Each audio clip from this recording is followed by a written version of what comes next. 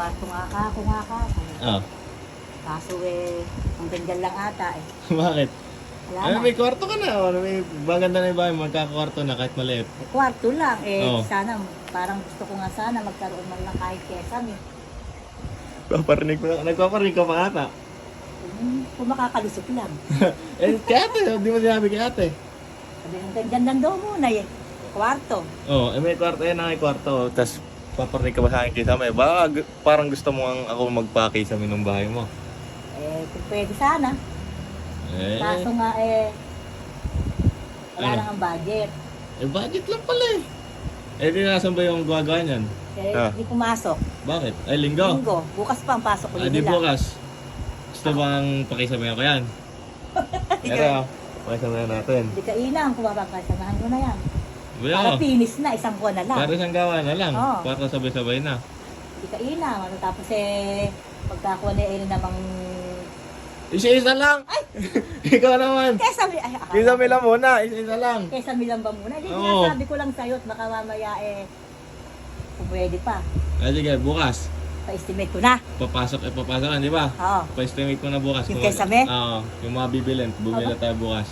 Ang kasunod doon aircon ha? Ha? Aircon. Nag-request ka pa aircon? Syempre Sige, pati aircon. Syempre yung kesame. Pag nagkesame, kailangan ng aircon. Basta bukas, Oo. pagka pumasok yung pa-estimate mo. Pa-estimate ko Oo, na. Kesame ka ako para... Kisame, ganun na. paano mo yung mga bibili natin dito. Tapos, palista mo lahat ng Para kailangan diretso natin. na yung gawa nila. Para isang gawa na Ayun lang. Hindi salamat. Aba, Yun.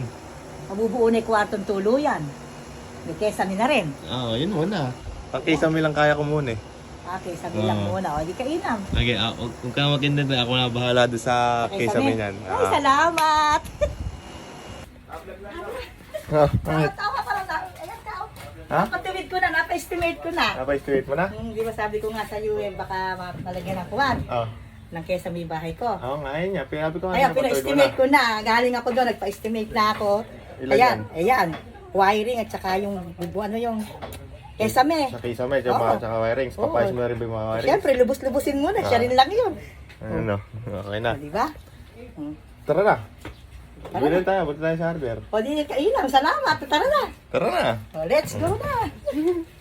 Ayun guys, bibili na kami ng materyales. Ayun, let's go, bye-bye. Bumili ka na. Ay, bibili na ako Oo. talaga. Magdama mo si kuya, bibili na kayo doon. Thank you. Bayaran mo na rin. Nabayaran ko na rin. Magagawa na yan. Gagawa na yung bahay mo. Magagawa na.